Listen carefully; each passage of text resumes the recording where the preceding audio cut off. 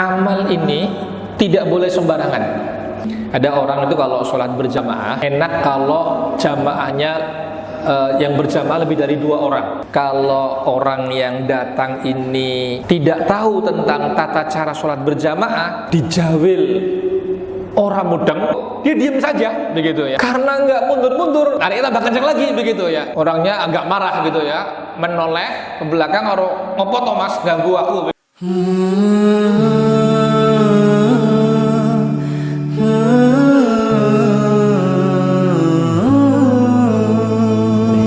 Bismillahirrahmanirrahim warahmatullahi wabarakatuh. Assalamualaikum. Alhamdulillah, alhamdulillahi wa kafa. Assalatu wassalamu ala nabiyil mustafa wa ala alihi wa sahbihi wa man saru ala nahjatil waqtafa. Asyhadu an la ilaha illallah wa asyhadu anna Muhammadar Rasulullah. Qala Allah ta'ala fi kitabil karim, a'udzu billahi minasyaitonir rajim. Bismillahirrahmanirrahim. Ya ayyuhalladzina amanu idza qila lakum tafassahu fil majalis fassahu yafsahillahu lakum wa idza qila ansuzu famsuzu yarfa'illahu alladzina amanu minkum walladzina utul ilma darajat wallahu bima ta'maluna khabir. Jamaah Masjid Muhajirin yang dirahmati Allah, pertama-tama marilah kita panjatkan puja dan puji syukur kita atas kehadirat Allah Subhanahu wa taala yang telah memberikan kita banyak sekali kenikmatan. Salah satunya seperti pada pagi hari ini kita masih diberi nikmat iman dan nikmat kesempatan untuk menghadiri kajian pada pagi hari ini. Kemudian yang kedua, sholawat serta salam selalu kita curahkan kepada baginda kita, nabi kita, suri tauladan kita, Rasulullah Muhammad sallallahu alaihi wasallam, dan kepada keluarganya, sahabat-sahabatnya, para tabi'in dan tabi'ut tabi'in, serta kepada seluruh umat beliau yang selalu istiqomah mengikuti ajarannya hingga akhir hayat nanti. Dan semoga kita di sini menjadi umat yang mendapatkan syafaat beliau di yaumul akhir nanti. Amin. Yang kami hormati Ustaz Bambang Nugroho selaku pemateri pada kajian rutin kali ini, dan bapak-bapak, ibu-ibu dan bapak-bapak, ibu-ibu jamaah Masjid Muhajirin yang insyaallah dirahmati Allah. Saya di sini selaku MC akan membacakan susunan acara pada pagi hari ini, yaitu yang pertama adalah pembukaan, kemudian yang kedua acara inti, yang ketiga lain-lain, kemudian diakhiri dengan penutup. Untuk yang pertama, alangkah baiknya kita mulai acara pada pagi hari ini dengan membaca ta'awudz dan basmalah bersama-sama. Bismillahirrahmanirrahim. Kemudian sebelum masuk acara inti, ada sedikit pengumuman dari takmir masjid. Monggo Ustaz Swadi.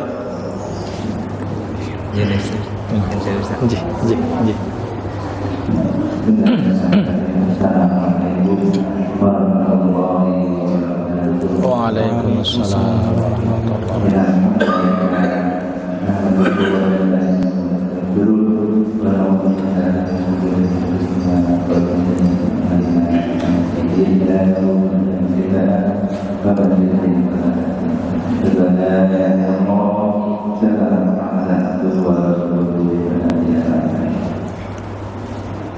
yang saya hormati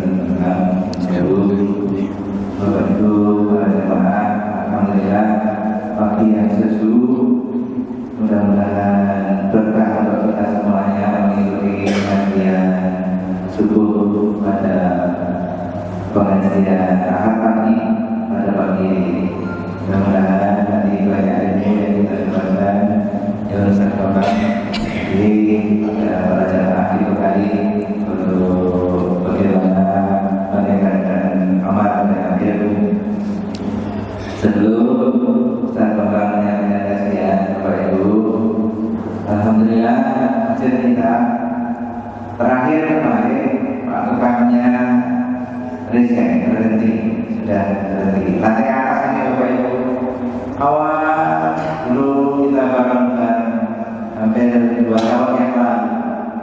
Tapi alhamdulillah sekarang sudah seperti itu di atas. Insya Allah hampir sempurna. Insya Allah nanti Ramadan kita siap untuk kita gunakan jamaah. Kemarin saya sudah menyampaikan bahwa di jamaah pagar di atas pembatas depan, insya Allah nanti akhir Februari ini sudah terpasang. Kemudian hampir sempurna tadi kita pasangi 6 titik dipasangin seperti ini. Kemudian 2 AC split, mudah-mudahan nanti kita sempurnakan. Monggo Bapak Ibu barangkali ada kesempatan kita bareng-bareng lagi. Alhamdulillah, masjid kita mudah-mudahan semakin sempurna, semakin barokah bagi kita. Tidak hanya fisik yang kita bangun, tapi ilmunya, pengajian-pengajian kita berikan. Monggo Bapak Ibu sekali lagi takbir menghimbau. Apa-apa yang disampaikan ustaz-ustaz pada pengajian ini ditalen itu dimasukkan di dalam hati. Syukur belum pernah takbir memberikan buku catatan yang kita bagikan. Monggo kalau pas pengajian ilmu yang disampaikan ini diikat. Ilmu itu ibarat dengan dulu, mengingatnya dengan mencatat. Monggo baik. Insyaallah nanti dokumentasi pengajian kita sudah lengkap. Nanti kita upload di alamatnya takmir di Pak Sekretaris yang jadi Bapak Ibu itu pengumuman dari takmir lagi mudah-mudahan masjidnya semakin berkah, tidak hanya menjaga keimanan kita tapi meningkatkan keimanan kita. Kajian-kajian mudah-mudahan menjaga ilmu kita. Kemudian salat jamaah monggo kita bersemangat. Alhamdulillah subuh sudah selesai. Hariannya juga alhamdulillah semakin baik. Jadi itu sedikit pengumuman dari takmir. Sekali lagi mudah-mudahan manfaat masjid kita mudah-mudahan semakin kita rasakan. Demikian mudah-mudahan manfaatnya diberikan kepada saya. Assalamualaikum warahmatullahi wabarakatuh. Waalaikumsalam. Ya, mungkin tadi itu sedikit pengumuman dari takmir masjid. Kemudian selanjutnya acara inti yaitu tausiah dengan tema pentingnya beramal setelah berilmu yang akan dibawakan oleh Ustaz Bambang Nugroho. Pada Ustaz Bambang Nugroho, waktu dan tempat kami persilakan. Terima kasih. Bismillahirrahmanirrahim. Assalamualaikum warahmatullahi wabarakatuh. Alhamdulillahi rabbil alamin. Alhamdulillahilladzi arsala rasulahu bil huda wa dinil haqq liyudhhirahu 'ala dini kullihi wa kafa billahi shahida. Asyhadu an la ilaha illallah wahdahu la syarika lah wa asyhadu anna Muhammadan abduhu wa rasuluh. Allahumma salli ala Muhammad wa ala ali Muhammad kama sallaita ala Ibrahim wa ala ali Ibrahim innaka Hamidum Majid.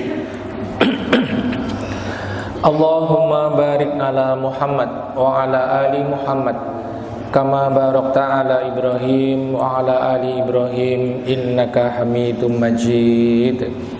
Wa qala Allah Ta'ala fil Qur'anil Karim, a'udzu billahi minasy syaithanir rajim. Man 'amila shalihan min dzakarin aw untha wa huwa mu'min falanuhyiyannahu hayatan thayyibah wa lanajziyannahum ajrahum bi ahsani ma kanu ya'malun. Shadaqallahul 'adzim. Bapak-bapak, ibu-ibu, adik-adik dan seluruh jamaah Masjid Muhajirin yang saya hormati, insyaallah dirahmati oleh Allah Subhanahu wa taala. Yang pertama, mari kita panjatkan rasa syukur kita kepada Allah. Terima kasih kita kepada Allah Subhanahu wa taala yang telah memberikan bermacam-macam kenikmatan kepada kita, baik lahir maupun batin, sehingga pagi hari ini alhamdulillah kita bisa hadir di masjid yang mulia ini dalam keadaan iman, dalam keadaan sehat walafiat, tidak kurang satu apapun.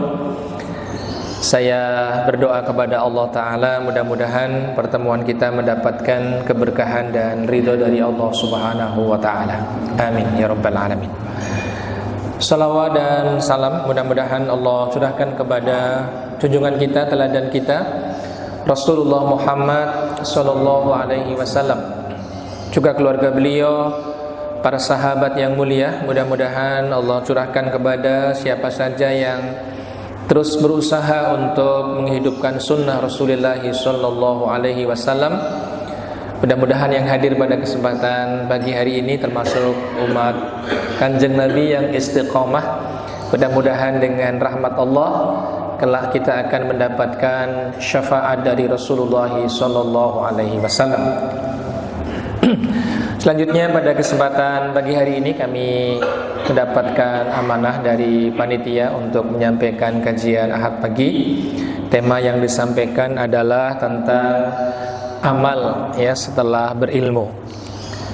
Jadi pentingnya kita untuk beramal soleh setelah sebelumnya kita berusaha untuk mengilmui dulu. Bapak dan Ibu serta seluruh jamaah yang berbahagia, agama kita menyuruh kita untuk beramal soleh. Ya, jadi amal soleh ini merupakan bukti keimanan kita kepada Allah Subhanahu wa taala. Di berbagai ayat Allah menyampaikan tentang iman, kemudian dilanjutkan dengan amal soleh. Nah, amal ini tidak boleh sembarangan. Ya, dalam agama amal tidak boleh sembarangan. Karena kalau orang itu beramal tapi tanpa dasar ilmu, bisa jadi keburukannya lebih banyak dibandingkan kebaikannya. Ini bisa terjadi pada siapa saja dan termasuk dalam bidang kehidupan yang apa saja, apalagi di dalam agama. Para ulama menyampaikan bahwa amal soleh ini memiliki dua syarat penting. Yang pertama, amal ini harus ikhlas karena Allah. Dan yang kedua, ittiba kepada Rasulullah sallallahu alaihi wasallam. Maka kalau kita berusaha untuk ittiba kepada Rasulullah sallallahu alaihi wasallam, berarti kita harus mengilmui, mengerti apa yang beliau sampaikan baik di dalam Al-Qur'an maupun dalam hadis-hadis beliau. Saya ingin menyampaikan satu kisah yang terjadi pada masa pemerintahan Amirul Mukminin Umar bin Khattab radhiyallahu anhu. Ketika pada suatu hari beliau mengadakan kunjungan dinas di daerah Syria, ya di daerah Syam, Bapak Ibu. Ya, ini tentang masalah ada orang yang beramal tapi kemudian dia tidak menerima hasil amalnya. Ya. Jadi Umar berangkat ke Syria dan di sana ketemu dengan seorang pendeta yang sudah sepuh, wis tuyuk-tuyuk kira-kira begitu, nyun pangapunten, mohon maaf, sudah tua ini. Umar melihat ini orang nampaknya seorang yang sangat tekun beribadah. Dia sudah melaksanakan rangkaian ibadah dengan segala macam kesulitannya. Umar kemudian teringat dengan apa yang Allah sampaikan dalam surat Al-Ghasyiyah. Hal ataka hadithul ghasyiyah, wujuhu yawma idin khashi'ah, amilatun nasibah, tasla narun hamiyah. orang yang sudah capek-capek beramal ini kelak akan masuk neraka, begitu. Ya. Jadi amalnya tidak diterima oleh Allah Subhanahu wa taala. Karena dia tidak benar di dalam amalnya maupun dalam keyakinannya. Nah, oleh karenanya pada kesempatan pagi hari ini, Bapak dan Ibu yang dirahmati oleh Allah, saya ingin mengingatkan kepada kita untuk memperbanyak amal soleh, tentu dengan berilmu sebelumnya. Imam Al-Bukhari dalam kitab Sahihnya menyebutkan tentang bab al-ilmu qoblal qaul wal amal. Ilmu sebelum ucapan dan perbuatan. Ya, jadi sebelum kita mengucapkan sesuatu dan sebelum kita berbuat sesuatu itu diharapkan seorang yang beriman ini mengilmui terlebih dahulu. Ya, kita bisa berikan contoh lah di dalam banyak aktivitas kita. Seandainya ada orang beramal tanpa ilmu, begitu ya. Contoh sederhana Bapak Ibu tentang sholat berjamaah misalnya. Ya, saya mungkin kadang mencontohkan kayak begini. Ada orang itu kalau sholat berjamaah itu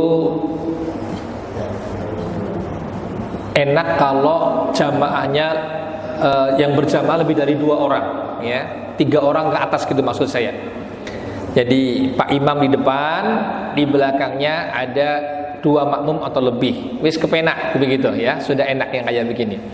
Tapi kalau cuman berdua saja, ini Pak Imam sama makmumnya ini berjajaran, begitu, bukan satu depan atau di belakang, begitu. Nah, kadang ketika berdua ini masalah muncul ketika ada orang ketiga yang datang. Tadinya 2 orang, jadi ada orang datang begitu ya. Kalau orang yang datang ini tidak tahu tentang tata cara sholat berjamaah, ini dia bisa jejeri orang yang tadi itu. Jadi 2 orang tambah 1, 3 orang ini kemudian jejer-jejer, sejajar begitu. Ya, ini ada yang kayak begini. Jadi wong telu jejeran kabeh begitu. Ya. Tapi kalau yang datang ini orang yang mengerti, Bapak Ibu, ini dia akan jawil pundake sing sebelah tengah orang sing kiwa begitu ya. Yang makmumnya dijawil, maksudnya biar dia mundur, nanti yang mundur ini akan dijejeri begitu ya. Nah, jadi Pak Imam di depan, dia di belakangnya begitu. Nah, ada juga yang di depannya tadi, makmum tadi yang pertama tadi belum ngerti, orang mudeng begitu ya, belum ngerti kalau dijawil ki maknanya ada orang datang yang kemudian mengajak dia untuk mundur ke belakang begitu. Karena dijawil orang mudeng belum tahu Bapak Ibu, dia diam saja begitu ya, dia diam saja begitu ya. Karena tidak mundur ke belakang, linjawil tambah kenceng begitu ya, ditarik dikit begitu ya. Ditarik dikit dia mungkin juga belum tahu begitu ya. Jadi malah kuat-kuatan aku ya siap. Ya, dikira kuat-kuatan. Karena nggak mundur-mundur, tariknya tambah kencang lagi begitu ya.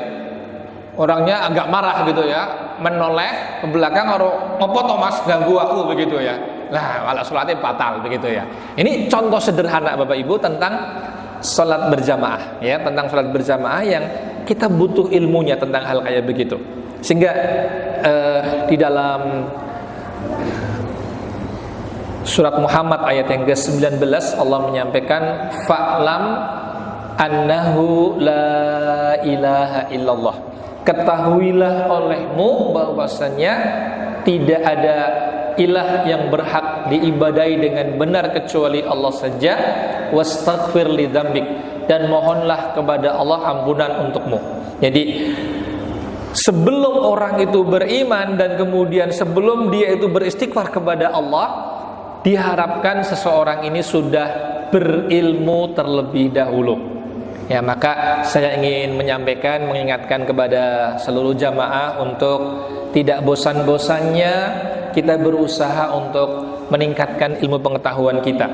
Dalam hadis Rasulullah SAW diriwayatkan oleh Ibunda Aisyah, Nabi mengatakan, man ahdatsa fi amrina hada ma laysa minhu fahuwa raddun. Siapa saja yang beramal dalam urusan agama ini yang tidak ada perintahnya, ya, tidak ada perintah dari Allah dan Rasulnya, maka amal ini kemudian tertolak. Saya mendorong, mengingatkan kepada kita semuanya untuk bersemangat di dalam tholabul ilmi, di dalam belajar agama, dan ini sebagai modal penting buat kita untuk beramal soleh.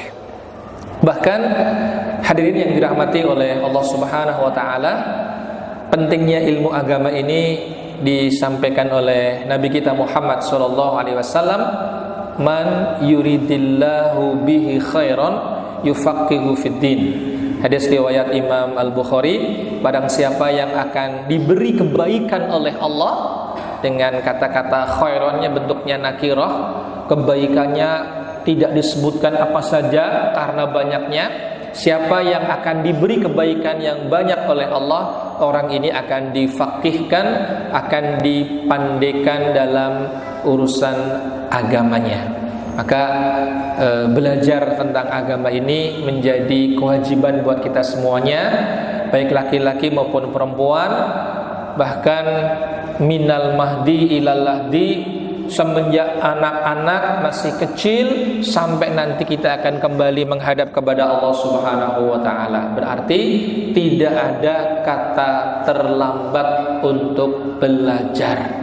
Terus bersemangat di dalam belajar, ya, karena tidak ada kerugiannya orang yang hadir di majelis taklim, majelis ilmu, kemudian dia belajar 1-2 ayat atau 1-2 hadis, dan kemudian dia bertekad untuk melaksanakan, mengamalkan apa yang telah diketahuinya.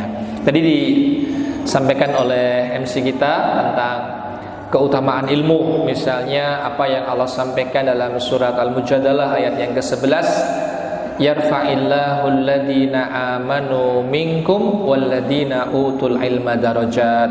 Allah Subhanahu wa taala akan mengangkat derajat orang-orang yang beriman dan orang-orang yang berilmu, ya, dengan beberapa derajat yang tinggi. Masya Allah, orang yang berilmu tentu berbeda dengan orang yang tidak berilmu. Orang yang tahu berbeda dengan orang yang tidak tahu. Ini sudah jamak untuk semua bidang kehidupan kayak begitu, ya.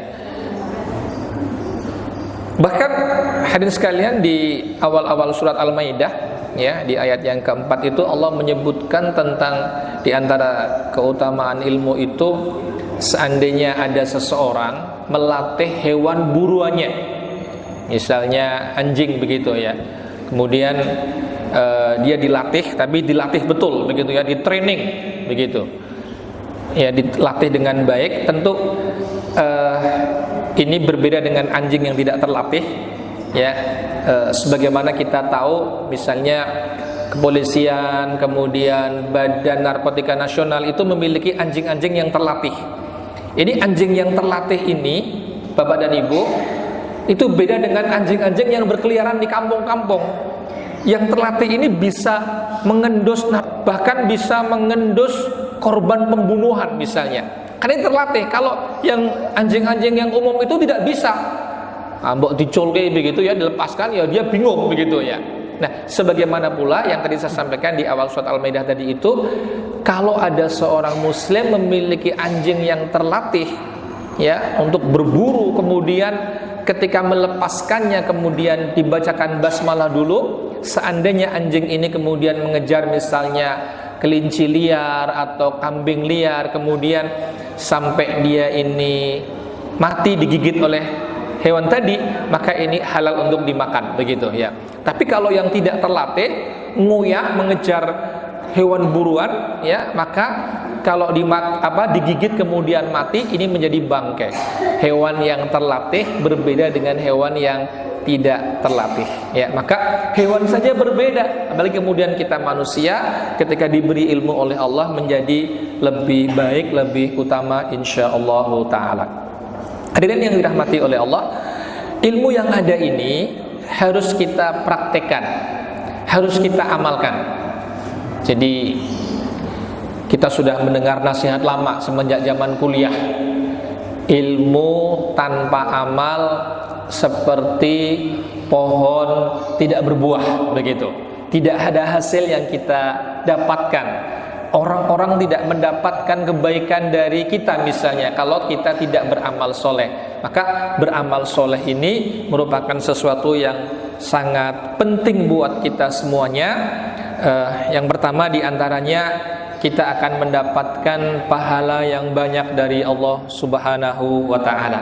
Ya, orang yang beramal soleh akan mendapatkan pahala, ya, balasan dari Allah Subhanahu wa ta'ala sebagai bekal kita untuk menghadap kepada Allah Subhanahu wa ta'ala. Besok kita yang hadir ini dan kita semuanya akan meninggal dunia. Kita akan kembali kepada Allah, melewati alam barzah, kemudian ke kampung akhirat. Apa bekal kita untuk menuju ke sana? Tentu adalah iman yang benar kepada Allah, mentauhidkan Allah Subhanahu wa ta'ala, dan tidak lupa untuk beramal soleh. Ya, ini bekal kita ke sana adalah amal soleh. Sampai disebutkan dalam riwayat-riwayat bahwa di alam kubur nanti yang akan menemani kita ya sholat kita, puasa kita, sedekah kita. Ini semuanya bagian dari amal soleh. Tilawah Quran kita, ya, menemani kita sampai ke alam akhirat. Sehingga di antara keutamaan membaca Quran misalnya, kata Rasulullah SAW, Iqra'ul Quran fa innahu ya'ti yaumal qiyamah syafi'an li ashabihi. Bacalah Al-Quran, karena Al-Quran ini kelak akan memberikan syafaat kepada ahlinya pada hari kiamat. Nah, ini ada perintah untuk membaca Al-Quran, untuk beramal soleh. Nah, tentu tadi sebagaimana yang saya awal-awal saya sampaikan, seorang harus belajar baca Quran dengan baik dan benar. Bila ada yang belum bisa, harus belajar, latihan. Bahkan seandainya pun sudah agak sepuh, sudah agak tua, harus bersemangat untuk itu, ya. Orang yang membaca Al-Quran dengan terbata-bata mendapatkan 2 pahala.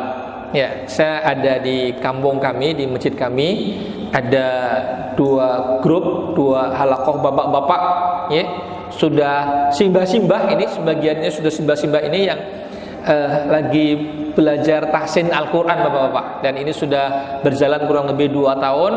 Ada peningkatan yang signifikan, nampak ada perubahan di dalam cara mereka membaca Al-Quranul Karim. Sebagian ini kan ada di imam sholat, begitu ya, kelihatan dulu dengan sekarang berbeda. Ya, jadi saya kembali, dengan kita beramal soleh, kita akan mendapatkan pahala dari Allah Subhanahu wa ta'ala. Bahkan amal soleh ini, kebaikan dalam agama ini akan dilipat gandakan oleh Allah Subhanahu wa ta'ala. Ya, hadirin sekalian, amal soleh ini akan dilipat gandakan oleh Allah Ta'ala. Satu kebaikan bisa dilipat gandakan 10 kali lipat, bahkan mungkin 100 kali lipat, mungkin 700 kali lipat, tergantung kepada Allah Subhanahu wa ta'ala. Nah, maka saya ingin mendorong kepada kita untuk beramal soleh.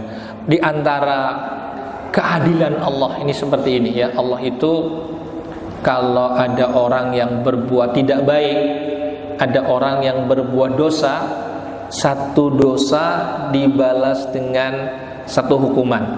Tapi kalau ada orang yang berbuat baik, amal soleh, satu kebaikan dilipat gandakan nilainya oleh Allah Subhanahu wa ta'ala. Ini keutamaan dari Allah Subhanahu wa ta'ala. Maka dunia sebagai tempat untuk beramal soleh ini, mari Bapak dan Ibu yang dirahmati oleh Allah Ta'ala, kita isi dengan amal-amal soleh yang dicintai oleh Allah Subhanahu wa ta'ala. Apa sih amal soleh itu? Amal soleh ini adalah seluruh amal, ya, baik ucapan maupun perbuatan yang mendekatkan kita kepada Allah Subhanahu wa ta'ala. Amal-amal yang diridhoi oleh Allah Subhanahu wa ta'ala. Ya, maka kita bisa beramal dari pagi sampai malam, dari bangun tidur sampai tidur lagi, isinya rangkaian dari amal-amal soleh. Bahkan tidur kita ini bisa menjadi amal soleh, asalkan tidurnya ya sunnah Rasulullah Sallallahu Alaihi Wasallam. Ya, jadi pahala yang besar bisa kita harapkan dengan tidur kita. Ya, saya kadang menyampaikan tentang malam yang efektif begitu ya. Jadi pahala besar bisa kita dapatkan, misalnya Bapak Ibu, kalau seseorang itu tidur, saya menyarankan tidurnya dengan ilmu, yaitu sebelum tidur kita berwudu terlebih dahulu. Ya, kita akan berwudu terlebih dahulu. Kadang ada juga yang bertanya begini, Pak, saya ini sudah berwudu, cuman saya agak beseran begitu ya. Beser itu mohon maaf ya, suka ke kamar kecil gitu ya, sudah ke atau ngentut lah begitu, kentut begitu ya. Ya, saya bilang sing penting kita sudah niat dan berusaha begitu ya. Sudah berusaha artinya berusaha untuk kemudian berwudu setiap kita mau tidur. Bahwa kemudian kondisi kita lagi kurang sehat, misalnya perutnya kurang nyaman dan seterusnya, sudah mapan ke tempat tidur, sudah mau tidur, udah doa kok kemudian buang air ya, kalau atau kentut misalnya. Kalau kentut misalnya, kalau sempat ke kamar mandi balik lagi untuk wudu ya ulangi. Tapi kalau kondisi tidak memungkinkan ya sudah. Tapi yang penting udah niat dulu begitu loh. Ya, karena ada Bapak Ibu mau tidur bleksek begitu ya. Nah, ada lagi mau tidur, ada orang yang pegangannya kotak gepeng kayak begini, ya. Sampai lama banget begitu, ya, sampai lama banget begitu. Ada sampai berjam-jam begitu ya. Saya berharap Bapak dan Ibu kita mulai melatih diri sebelum tidur, beberapa rangkaian amal bisa kita aplikasikan, kita amalkan. Ya. Ada orang mau tidur lihat televisi begitu ya. Sampai kata orang dilihat sama penyiari begitu ya. Karena habis lihat gitu terus merem begitu ya, tidur, dan kemudian yang penyiarnya melihat itu ya. Ini cuma anekdot saja ya. Tapi maksud saya ingin menyampaikan kepada ibu dan bapak, sebelum tidur aktivitas-aktivitas tadi sudah kita hentikan. Misalnya HP sudah kita program bangun sebelum subuh, kemudian kita berwudu lebih dahulu ya. Kemudian baca rangkaian ayat dan dzikir serta doa yang diajarkan oleh Rasulullah sallallahu alaihi wasallam. Ya, misalnya kita baca surat Al-Fatihah, kita baca ayat kursi, kemudian 2 ayat dari akhir surat Al-Baqarah, kemudian 3 surat pakai kul huwallahu ahad, kul a'udzu birabbil falaq, kul a'udzu birabbin nas. Bagaimana caranya? Caranya ini kedua tangan kita tangkupkan di depan dada, ini sambil duduk ya begitu ya. Kemudian kita tiup, disebul, ditiup gitu. Kemudian kita baca kul huwallahu ahad. Selesai bismillah, kita baca kul a'udzu birabbil falaq. Selesai bismillah, kita baca kul a'udzu birabbin nas. Kita usapkan kedua tangan tadi Bapak Ibu di kepala kita ya. Kayak begini, ini kepala, kemudian wajah, kemudian tangan, badan dan kaki. Ya, yang ini bacaan kul huwallahu ahad, kul a'udzu birabbil falaq dan kul a'udzu birabbin nas ini kita ulang 3 kali. Ini tentu saja kalau badan kita nyandak begitu ya, maksudnya belum ngantuk beneran ya. Masih ada dzikir yang lain yang disampaikan Nabi, misalnya tentang baca tasbih subhanallah subhanallah 33 kali, baca alhamdulillah alhamdulillah alhamdulillah 33 kali, baca takbir Allahu akbar 34 kali, genap 100 ya. Kemudian kita berdoa untuk tidur, baru kemudian tidur Bapak Ibu ya. Ini semua tadi muqaddimah amal soleh untuk tidur. Jadi tidur itu ada ilmunya, ada tata caranya, termasuk tidurnya kalau bisa berbaring ke kanan ya. jangan ke kiri atau jangan tengkurap begitu ya, jangan tengkurap begitu ya, berbaring atau berbaring ke arah kanan. Kemudian misalnya lampunya jangan terang-terang begitu ya. Ini di samping penghematan juga di antara sunnah itu bahkan mungkin tidak pakai lampu atau yang agak gelap-gelap begitu ya lampunya begitu ya. Nah, ini bagian dari kebaikan insyaallah. Nah, nanti begitu bangun tidur, ini saya ingin mencontohkan satu amal gitu ya. Saya ingin mencontohkan satu amal soleh agar amal ini kemudian bernilai tinggi di hadapan Allah Ta'ala. Man ta'arra minal laili, siapa yang bangun pada malam hari, ya, bangun pada malam hari, kemudian dia menyebutkan 7 dzikir. Saya menyebutkan 7 dzikir, tapi Nabi tidak menyampaikan dengan redaksi ini. Kemudian dia baca, ini masih dalam suasana bangun tidur, tidak perlu untuk bangkit dari berbaringnya. Dia baca pertama, Bapak Ibu, La ilaha illallah wahdahu la syarikalah, lahul mulku wa lahul hamdu wa huwa ala kulli syai'in qadir. Yang pertama. Yang kedua, walhamdulillah. Yang ketiga, wasubhanallah. Yang keempat, wala ilaha illallah. Yang kelima, wallahu akbar. Yang keenam, wala haula wala quwata illa billah. Yang ketujuh, Allahumma gfirli. Dia baca 7 dzikir ini, kata Nabi, dia akan diampuni dosanya oleh Allah Subhanahu wa taala. Bayangin, bangun tidur mendapatkan potensi diampuni dosanya oleh Allah. Kalau dia berdoa tadi, habis dzikir tadi, 7 dzikir tadi, dia berdoa, doanya akan dikabulkan oleh Allah Subhanahu wa taala. Berarti kalau ada orang punya masalah dalam kehidupannya atau punya hajat dalam kehidupannya, kemudian dia amalkan rangkaian tadi itu, mulai dari persiapan tidur sampai tidur dan bangun tidur dengan cara seperti itu, diajukan itu doa kepada Allah pas bangun tidur, ada harapan besar doa akan dikabulkan oleh Allah Subhanahu wa taala. Kalau kemudian dia berwudu dan kemudian sholatnya akan diterima oleh Allah Subhanahu wa taala.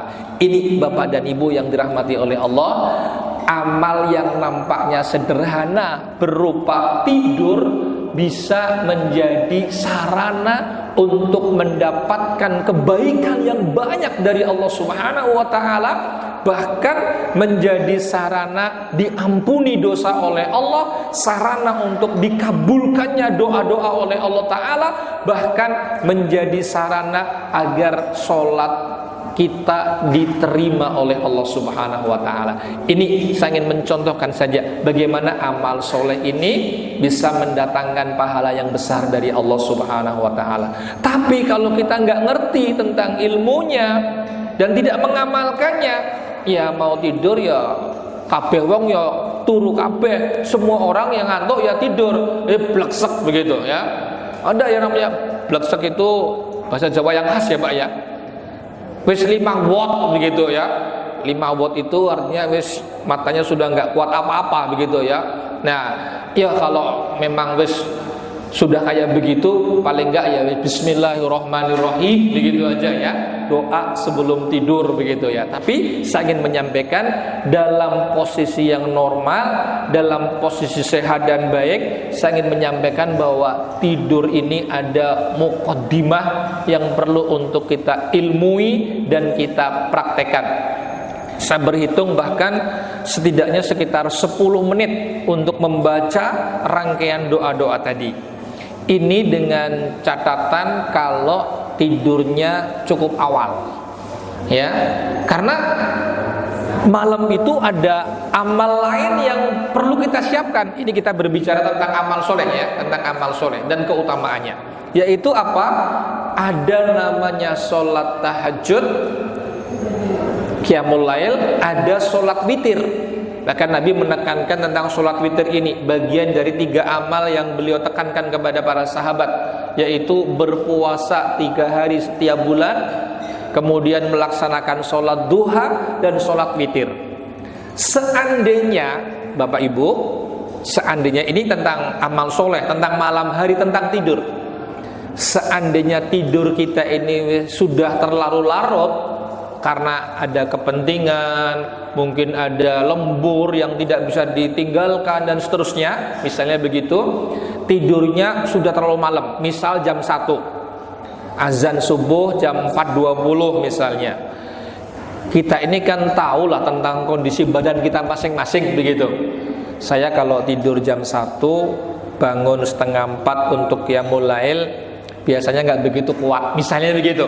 Maka sebelum tidur ini kita bisa sholat tahajud 2 rakaat misalnya, dan sholat witir 1 rakaat, ya, karena malam ini sebagai bentuk ibadah, ya, salah satu bentuk ibadah kita adalah sholat qiyamul lail dan sholat witir.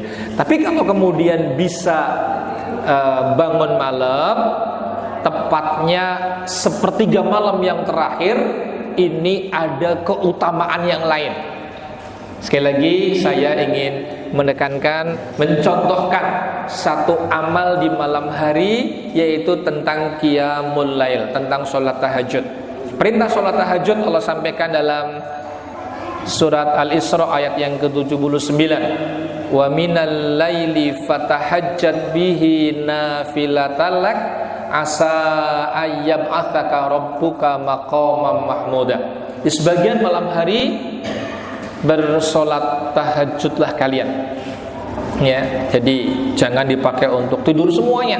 Ada solat tahajud, mudah-mudahan Allah akan mengangkat kamu ke tempat yang terpuji, ya, al-maqam al-mahmud, tempat yang terpuji. Nah, berarti ini ada kesempatan untuk qiyamul lail. Yang tidak punya ilmunya, nggak ngerti tentang apa itu qiyamul lail, nggak ngerti apa keutamaan qiyamul lail, ya malam ya tidur, semua orang ya tidur. Tapi karena kita sudah mengerti tentang keutamaan qiyamul lail yang pahalanya besar, dicontohkan oleh Kanjeng Nabi, bahkan ciri orang-orang soleh terdahulu melaksanakan qiyamul lail, kita akan berusaha untuk melaksanakan qiyamul lail. Meskipun hanya 2 rakaat saja Bapak Ibu, ya, kita akan berusaha berikhtiar untuk itu karena kita tahu tentang keutamaannya. Apalagi hadirin yang dirahmati oleh Allah,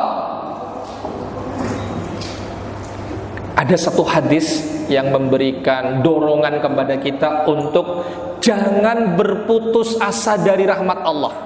Tetap berbaik sangka kepada Allah, tetap berdoa kepada Allah. Karena apa? Kata Nabi, hadis sahih riwayat Imam Muslim, inna fil laili lasa'atan. Sesungguhnya pada malam hari itu ada satu waktu. Waktunya dalam hadis ini tidak disebutkan oleh Nabi, dirahasiakan mungkin oleh beliau, ya, nggak disebutin. La yuwafiquha rajulun muslimun yas'alullaha khairan min amrid dunya wal akhirah illa a'tahu iyyahu wa dzalika kulla lailatin. Sesungguhnya setiap malam ada satu waktu yang seandainya seorang muslim bertepatan dengan waktu itu berdoa, minta kepada Allah, nyuwun kepada Allah Subhanahu wa taala kebaikan, yang penting permintaannya ini kebaikan. Tidak boleh meminta terkait dosa, tidak boleh meminta yang terkait dengan memutuskan silaturahmi. Pokoknya permintaannya ini kebaikan, baik untuk urusan dunia maupun akhirat, kecuali Allah akan berikan permintaannya, akan dikabulkan oleh Allah Subhanahu wa taala. Yang ini kata Nabi terjadi setiap malam.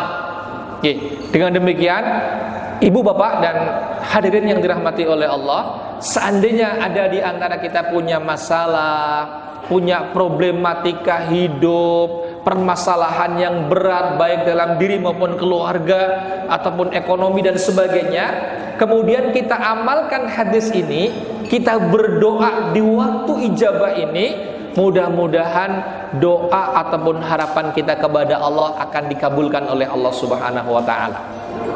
Ini saya bercerita tentang masalah ilmu dan amal. Berarti kita nggak boleh berputus asa dari rahmat Allah. Allah akan mengabulkan doa kita, Allah akan memenuhi permintaan kita ini. Dan janji Allah lewat Nabi tadi itu, wadzalika kullalailatin, yang kayak begitu terjadi setiap malam. Ya. Nah, terus kapan waktu ijabah itu? Ini masih amal di malam hari, terkait juga dengan tidur dan istirahat. Waktu malam itu nampaknya sebagaimana yang disampaikan Nabi, sepertiga malam yang terakhir. Kira-kira begitu ya. Kenapa sepertiga malam yang terakhir? Pada hadis yang lain Nabi menyampaikan bahwa di sepertiga malam ini, sepertiga malam yang terakhir ini, Allah Subhanahu wa taala turun ke langit dunia. Ya, Allah turun ke langit dunia dan kemudian Allah mencari, adakah orang yang mau beristighfar kepada Allah? Yang beristighfar, mohon ampun. Mau diapain orang-orang ini? Akan diampuni dosanya oleh Allah. Allah mencari, adakah orang yang mau meminta kepada Allah? Mau diapain orang-orang ini? Dipenuhi permintaannya oleh Allah. Allah mencari, adakah orang yang mau berdoa kepada Allah? Mau diapain? Dikabulkan doanya oleh Allah Subhanahu wa taala.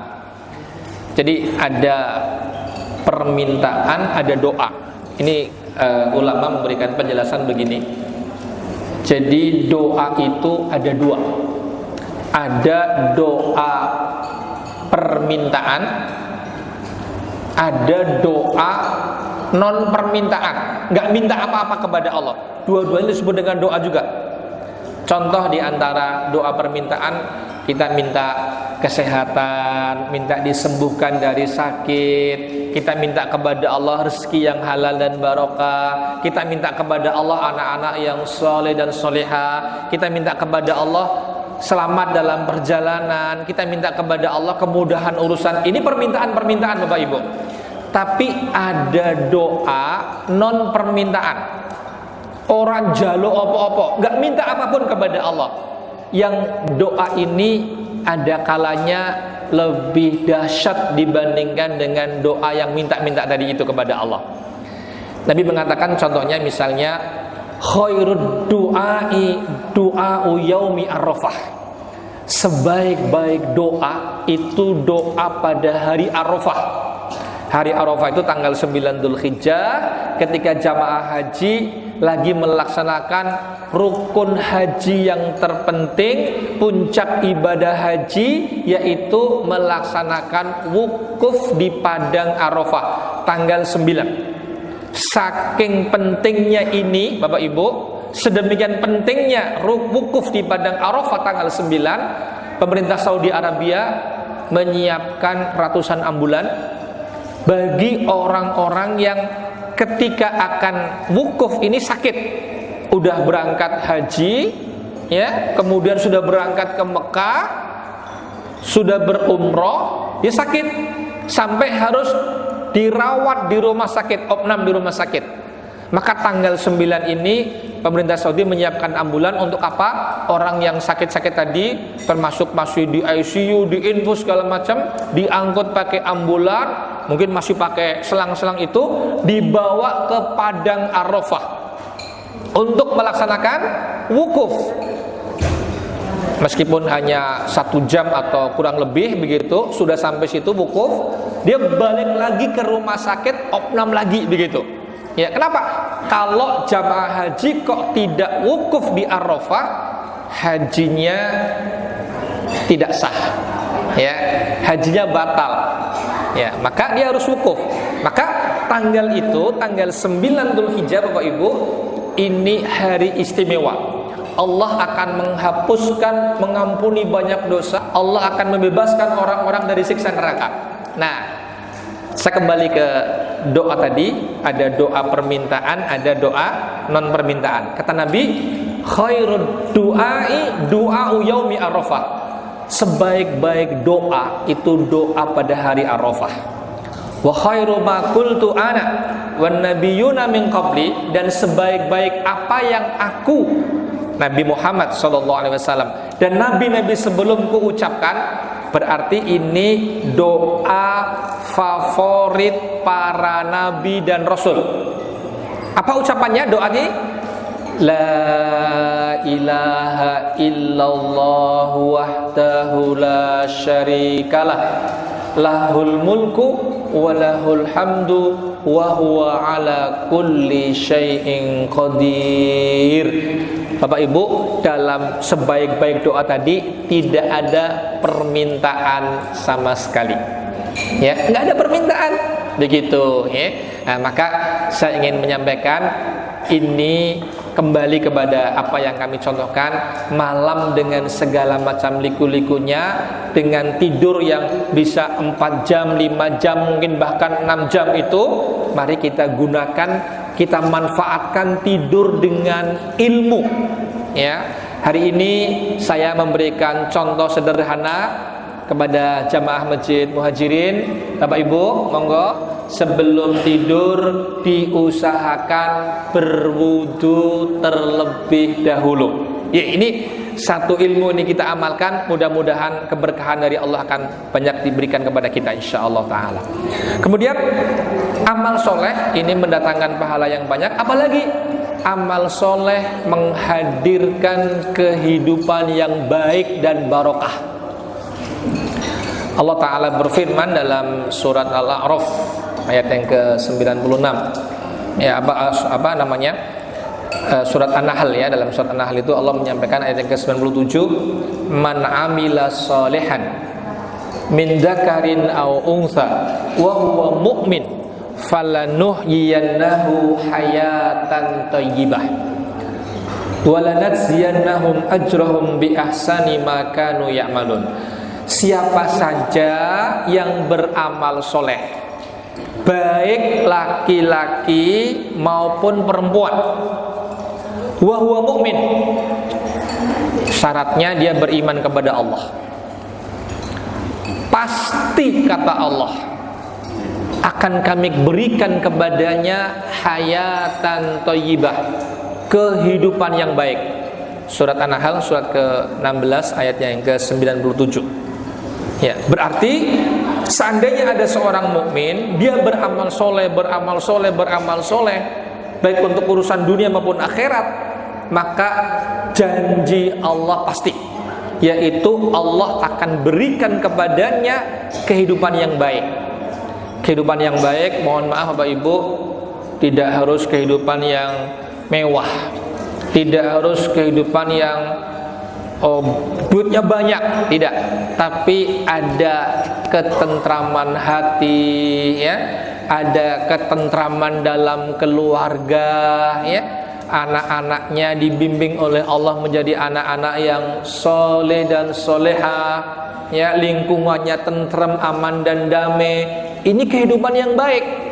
Ya, janji Allah tadi, kehidupan yang baik akan Allah berikan kepada orang-orang baik laki-laki dan perempuan yang beramal soleh dan dia dalam keadaan beriman. Maka saya mengingatkan kepada kita semuanya, mendorong untuk beramal soleh. Amal soleh dalam hubungan kita dengan manusia, dengan orang-orang, ini dilandasi dengan apa yang Nabi sampaikan, misalnya al-yadul ulya khairun minal yadis sufla, tangan yang di atas lebih baik daripada tangan yang di bawah. Hubungan kita dengan orang lain, persahabatan kita dengan orang lain dibangun atas semangat, kira-kira kebaikan apa yang bisa saya berikan untuk orang lain, kebaikan apa yang bisa saya berikan untuk istri saya, untuk mertua saya, untuk suami saya, untuk anak-anak kami. Kebaikan apa yang bisa saya berikan untuk tetangga kami. Tetangga itu siapa sih tetangga itu? Yang Nabi menyampaikan tidak beriman salah seorang di antara kalian, ya, dengan sempurna sampai dia misalnya mencintai tetangganya, ya, atau di antara barang siapa yang beriman kepada Allah dan hari akhir harus memuliakan tetangganya. Perintah untuk memuliakan tetangga, menghormati tetangga, berbuat baik kepada tetangga, dan seterusnya. Ini banyak dalam petunjuk Allah dan Rasulnya. Tetangga, ketika ditanyakan kepada Imam Hasan Al-Basri, tetangga itu 40 kakak di depan rumah kalian, 40 kakak di belakang rumah kalian, 40 kakak di sebelah kanan kalian, 40 kakak di sebelah kiri kalian, 160 kepala keluarga. Kira-kira proyek kebaikan apa yang sudah kita rencanakan untuk 160 kakak ini? Setidaknya Bapak Ibu, doa-doa terbaik apa yang sudah kita mintakan kepada Allah untuk para tetangga kita, untuk teman-teman kita, untuk sahabat-sahabat kita? Ini bagian dari amal soleh, ya, amal soleh luar biasa, ya. Sehingga hubungan kita dengan orang lain tadi saya sampaikan, kira-kira kebaikan apa yang bisa saya berikan kepada mereka?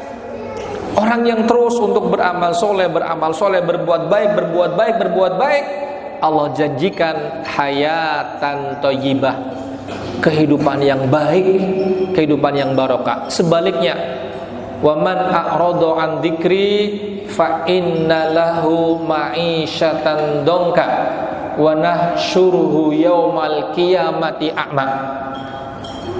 Allah mengingatkan kepada kita, siapa yang, surat Toha ya, ayat yang ke-124, barang siapa yang berpaling dari peringatan kami, berpaling dari peringatan Allah itu berpaling dari Al-Quran, tidak mengindahkan Al-Quran, orang gagas dengan Al-Quran, begitu ya, tidak diperhatikan lah, disepelekan, maka kata Allah, untuknya kehidupan yang sempit. Kehidupan yang sempit itu berarti rumah yang luas terasa sempit, uang yang banyak terasa sempit, follower pengikut yang banyak terasa sedikit, ya, tetangga yang banyak terasa sedikit, sempit, dia merasa susah, nggak nyaman hidupnya, begitu. Siapa orang yang berpaling dari peringatan Allah Subhanahu wa ta'ala? Bahkan besok pada hari kiamat, orang-orang yang berpaling dari Al-Quran ini akan dikumpulkan oleh Allah dalam keadaan buta, hadirin sekalian. Ya, maka sekali lagi saya ingin mengingatkan kepada kita, mari Bapak dan Ibu, kita bersemangat untuk melaksanakan amal soleh, ya. Hanya saya ingin mengatakan, jangan bersandar kepada amal soleh. Maksudnya terkait dengan orang masuk ke surganya Allah Subhanahu wa ta'ala. Orang masuk ke surganya Allah itu, Bapak Ibu, bukan karena amal solehnya, tapi karena rahmat Allah Subhanahu wa ta'ala. Ada orang, dia sepanjang hidupnya dalam waktu yang lama dia beramal baik, dia beramal soleh banyak banget, amal soleh. Nah, dia mengira dia masuk surga karena amal solehnya. Allah kemudian menyuruh malaikat untuk menimbang, diukur seluruh amal soleh dia dari akhir balik sampai mati, dibandingkan dengan kenikmatan satu biji mata, satu saja mata ini.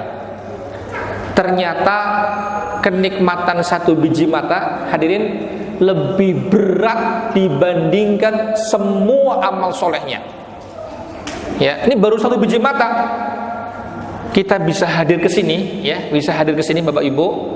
Mata kita sehat, telinga kita sehat, tangan kita sehat, kaki kita sehat, jantungnya sehat, ya. Coba kalau ada di antara yang tadi saya sebutkan kok lagi sakit apa lagi berat, nggak bisa kita datang ke sini. Apa bisa kita sholat dengan khusyuk kalau kemudian kita batuk pilek dengan berat begitu?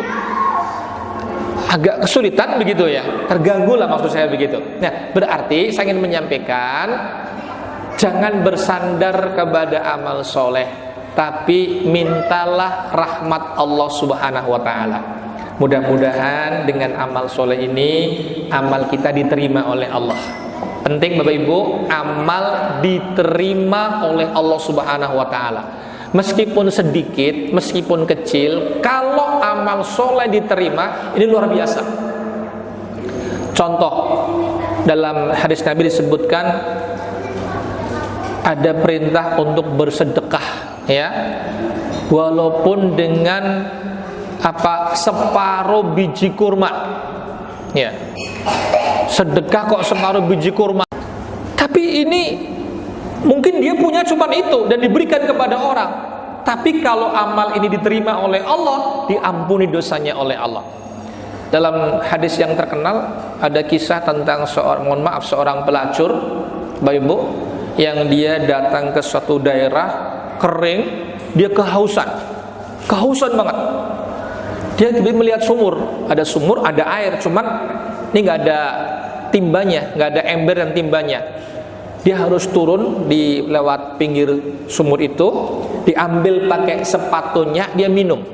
Alhamdulillah, dia orang Islam juga dia, begitu ya. Tadi dia kehausan, minum, dia seger lagi.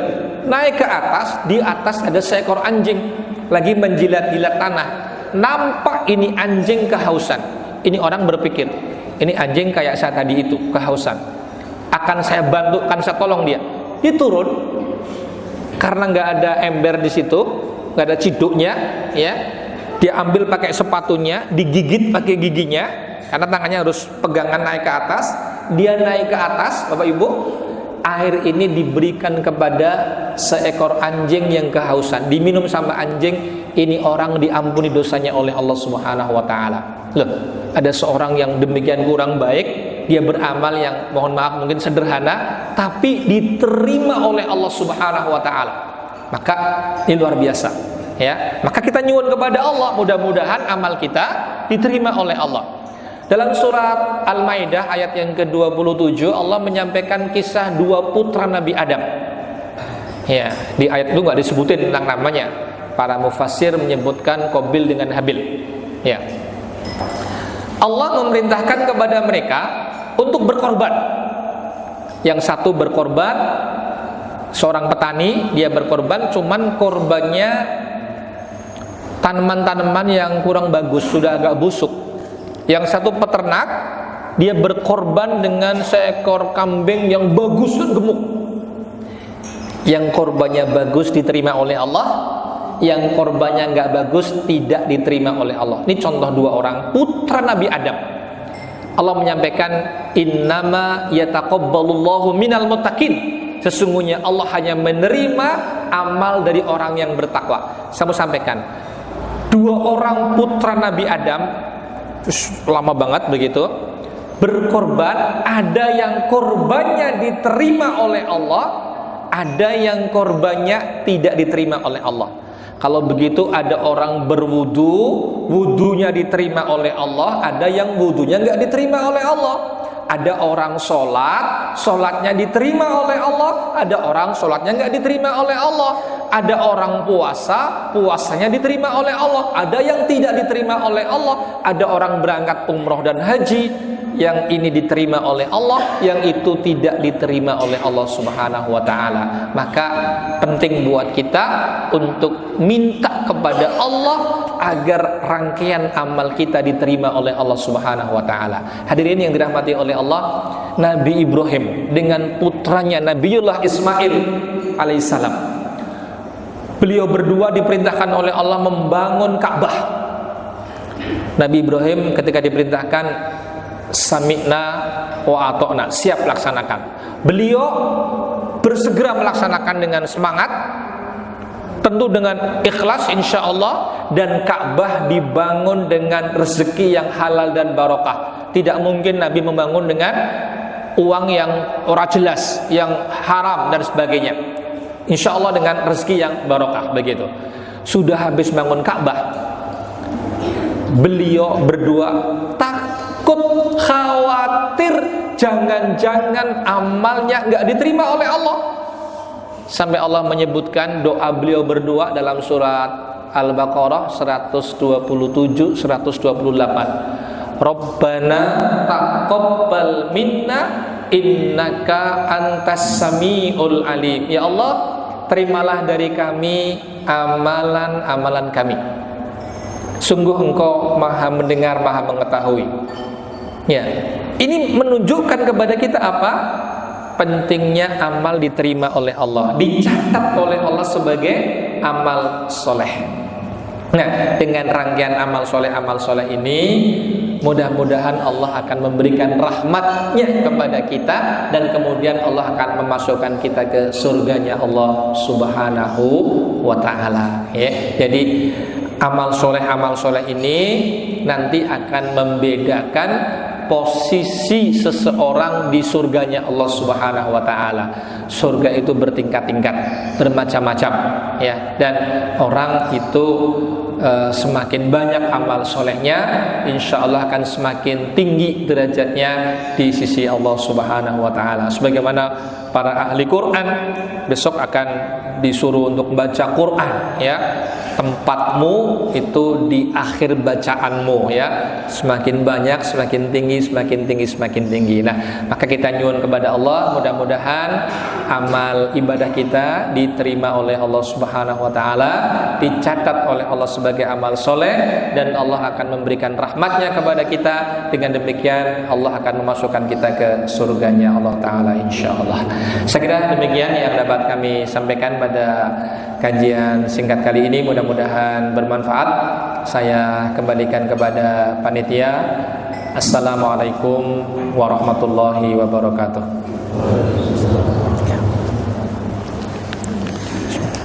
Syukran kepada Ustaz Bambang Nugroho yang telah memberikan kita sedikit penjelasan tentang pentingnya ilmu sebelum beramal, dan juga kewajiban kita untuk beramal setelah kita berilmu. Ya, seperti nasihat yang telah beliau jelaskan tadi, al-ilmu bila amalin kasyajari bila amalin. Ilmu tanpa diamalkan itu bagaikan pohon tanpa buah. Jadi serindah apapun itu pohon, tanpa ada buahnya, maka manfaat yang kita bisa ambil dari pohon itu sedikit daripada pohon yang walaupun dia tidak indah tapi memiliki buah yang sangat lebat. Ya, untuk mempersingkat waktu, kita lanjutkan ke acara berikutnya, yaitu hal lain-lain. Monggo dari bapak-bapak, ibu-ibu kalau ada pertanyaan.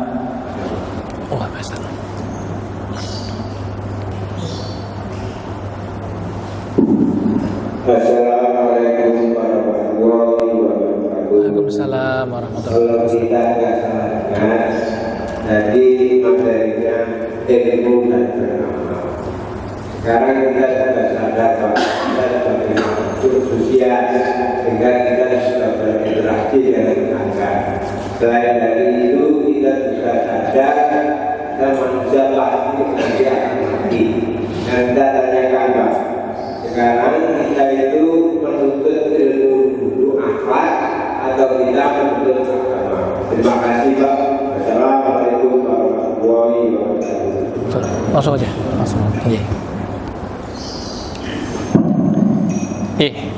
Terima kasih atas pertanyaannya. Apa yang kita utamakan, ilmu yang bagaimana begitu ya. Nah, saya ingin menyampaikan yang pertama tentu adalah ilmu yang berhubungan dengan Allah Subhanahu wa ta'ala. Ini kita mengenal dengan ilmu tauhid istilahnya ya. Ilmu tauhid tentang Allah, tentang ma'rifatullah, kenal dengan Allah. Allah menyampaikan dalam surat Muhammad ayat yang ke-19, surat ke-47, fa'lam annahu la ilaha illallah. Ketahuilah olehmu. Ini pakai fi'il amr, kata kerja perintah. Kita diminta untuk mengilmui. Mengilmui itu kan ya belajar begitu ya. Bahwa la ilaha illallah sebagai pilar utama ketika seorang menjadi seorang muslim, mengucapkan dua kalimat syahadat misalnya, ini harus diilmui. dengan ilmu, begitu. Oke, sehingga ma'rifatullah ini merupakan ilmu yang paling penting, yang paling utama, tentang mentauhidkan Allah, tentang hanya beribadah kepada Allah, tidak boleh menyekutukan Allah dengan yang lainnya, bertawakal hanya kepada Allah, berdoa hanya kepada Allah. Nah, hal-hal yang terkait dengan ini menjadi prioritas buat kita semuanya. Kalau itu sudah, ya, dan ini kita, karena kita ini kan bukan orang yang baru masuk Islam, begitu ya, bukan orang yang belum tahu apa-apa, begitu. Tentu semuanya berjalan dengan bersama-sama. Tapi apa prioritasnya? Kalau berbicara prioritas, berarti ilmu yang terkait dengan ibadah mahdhah, kewajiban setiap pribadi kita. Yang paling penting apa di antara kewajiban dan amal soleh itu? Sholat 5 waktu yang fardu ini. Karena sebelum sholat harus berwudu, ya kan? Berarti kita juga harus ngerti tentang toharoh, tentang mandi besar, tentang wudu, tentang tayamum. Ini perlu kita ngerti, begitu. Maka itu menjadi prioritas kita untuk kita kenal, ya. Jangan-jangan kita sudah menikah bertahun-tahun, mandi besar kita masih perlu untuk diperbaiki. Misalnya ada wudhu, kalau anak-anak ya, anak-anak ini kalau wudhu tuh kadang-kadang buka keran itu terus keras banget tuh Pak, ukur gini gitu ya, cuman kayak gini aja begitu ya. Ini tidak benar yang kayak begitu, harus dikosek-kosek itu ya, harus disele-sele itu jari-jarinya itu ya, bahkan sunnahnya 3 kali kayak begitu. Ini hanya contoh saja tentang ibadah wudu, begitu ya. Berikutnya sholat ada kaitannya dengan menutup aurat ya, kemudian mengerti waktu sholat, mengerti arah kiblat, begitu ya. Nanti sholat juga terkait juga dengan sholat berjamaah dan keutamaannya. Berarti ibadah-ibadah yang sifatnya fardu ain seperti ini menjadi prioritas untuk kita mengerti. Setelah itu ada puasa, begitu aja. Nah, karena kita dalam komunitas kaum muslimin, bukan orang-orang yang baru masuk Islam, tentu kita belajarnya juga secara simultan, maksudnya bersama-sama. Oh, sambil belajar ibadah, juga tentang belajar akhlakul karimah, mungkin sambil juga muamalah. Nah, kita pelan-pelan kita amalkan. Tapi amal soleh, saya ingin mengatakan ini bertahap. Ya, tidak semua orang kemudian siap diberi sesuatu yang banyak dan bermacam-macam dan berat. Para sahabat Nabi dulu ketika awal-awal dakwah juga pertanyaannya kayak begitu ya, apakah kalau saya sudah beriman, misalnya sudah sholat 5 waktu, berpuasa di bulan Ramadan, saya nggak nambah apa-apa, saya bisa masuk surga? Iya, begitu ya, model-model kayak begitulah. Maksudnya ini pada awal-awalnya. Begitu sudah berkembang, maju, tentu ternyata ada banyak kewajiban yang perlu untuk kita perhatikan. Ada hal-hal yang perlu untuk kita perbaiki, pendidikan anak, masalah rumah tangga, kehidupan bertetangga, masalah jual beli, itu nanti pada giliran berikutnya ya. Tapi sekali lagi saya ingin menyampaikan prioritas ada pada ma'rifatullah, tentang tauhidullah, kemudian ibadah-ibadah mahdhah dan akhlak-akhlak yang utama dalam agama ini ya, begitu ya. Dan amal Bapak Ibu, amal ini bertahap ya, bertahap. Contoh, saya akan menyampaikan contoh saja tentang diharamkannya minuman keras. Minuman keras ini diharamkan bukan di kota Mekah. 13 tahun di kota Mekah tidak ada tentang pengharaman minuman keras. Baru ketika Rasulullah SAW dan para sahabat hijrah ke Madinah, Allah mulai menurunkan ayat-ayat bertahap tentang proses diharamkannya minuman keras. Misalnya surat Al-Baqarah 219, yas'alunaka 'anil khamri wal maisir qul fihima itsmun kabirun wa manafi'u linnas wa itsmuhuma akbaru min naf'ihima. Mereka bertanya kepada Muhammad tentang judi dan minuman keras. Katakan pada keduanya terdapat dosa besar dan beberapa manfaat untuk manusia. Namun dosanya lebih banyak, lebih besar dibandingkan manfaatnya. Belum diharamkan. Sebagian sahabat masih ada yang kayak begini, ya. Sebagian dem-deman, Pak. Ini karena mendem atau mabuk ini tradisi Arab, udah lama banget, ya. Udah ratusan tahun mungkin begitu. Nabi sudah semakin kokoh di Madinah, iman semakin mantap di kalangan para sahabat. Turun ayat berikutnya, surat An-Nisa ayat yang ke-43. Ya ayyuhalladzina amanu la taqrabus sholata wa antum sukara hatta ta'lamu ma taqulun. Wahai orang-orang yang beriman, janganlah kamu sholat dalam keadaan mabuk, sehingga kamu ngerti apa yang kamu ucapkan. Maksudnya kalau sholat itu nggak boleh mendem, nggak boleh mabuk, begitu. Nah, ini belum diharamkan Bapak Ibu. Mungkin kalau boleh saya mengatakan bahasa yang agak-agak ekstrem itu, mungkin sebagian sahabat yang masih minum itu menerapkan manajemen mabuk, begitu mungkin, begitu ya. Apa maksudnya? Oh, antara duhur dengan asar waktunya pendek, ya nggak berani, ya. Nah, ini sholat asar mendem gitu nggak berani, ya. Asar dengan maghrib pendek, maghrib dengan isya apalagi. Kira-kira kalau masih ada yang kayak begini itu habis isya sampai subuh. Nanti awal-awal nanti subuh sudah sehat lagi, waras meneh begitu ya. Atau habis subuh sampai duhur waktunya panjang. Ya, tapi ini belum diharamkan. Sampai kemudian iman semakin kokoh, pemahaman semakin baik di kalangan para sahabat kaum muslimin. Allah menurunkan ayat pamungkas tentang masalah minuman keras dan judi pada surat Al-Maidah ayat yang ke-90. Ya ayyuhalladzina amanu innamal khamru wal maisiru wal ansabu wal azlamu rijsun min amalis syaitan fajtanibuhu la'allakum tuflihun. Hei orang-orang yang beriman, sesungguhnya minum minuman keras, berjudi, mengundi nasib, ya, ini perbuatan keji, perbuatan setan, welek, jelek banget.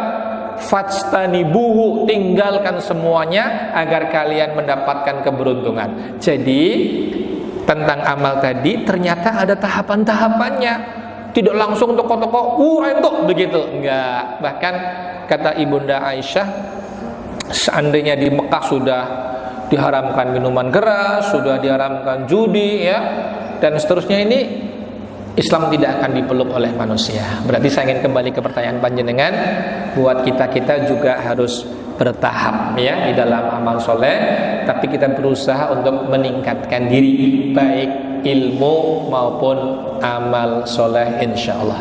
Begitu Pak? Baik Bapak Ibu, karena waktu yang sudah mendekati jam 8, kita tutup pertemuan kita dengan berdoa kepada Allah Subhanahu wa Ta'ala. Mudah-mudahan Allah memberikan kebaikan kepada kita semuanya. Mudah-mudahan Allah memberikan kepada kita ilmu yang bermanfaat, dan Allah memberikan taufik kepada kita untuk beramal soleh yang diridhoi oleh Allah Ta'ala. A'udzubillahi minasyaitonirrajim. Bismillahirrahmanirrahim. Alhamdulillahi Rabbil Alamin. Allahumma salli ala Muhammad wa ala ali Muhammad kama sallaita ala Ibrahim wa ala ali Ibrahim innaka Hamidum Majid. Allahumma barik ala Muhammad wa ala ali Muhammad kama barakta ala Ibrahim wa ala ali Ibrahim innaka Hamidum Majid.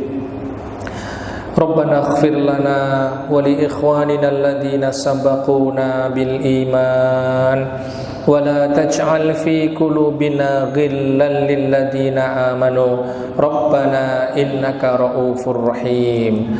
Allahumma ighfir lil muslimina wal muslimat wal mu'minina wal mu'minat al ahya'i minhum wal amwat innaka sami'un qaribun mujibud da'awat wa ya qadiyal hajat. Allahumma inna nas'alukal huda wat tuqa wal afaf wal ghina. Allahumma inna nas'alukal afwa wal afiyah fid dunya wal akhirah. Rabbana la tuzigh qulubana ba'da id hadaitana wa hab lana min ladunka rahmah innaka antal wahhab. Rabbana hab lana min azwajina wa dhurriyyatina qurrata a'yun waj'alna lil muttaqina imama. Rabbana atina fid dunya hasanah wa fil akhirati hasanah wa qina adzabannar. Rabbana taqabbal minna innaka antas samiul alim wa tub alaina innaka antat tawwabur rahim.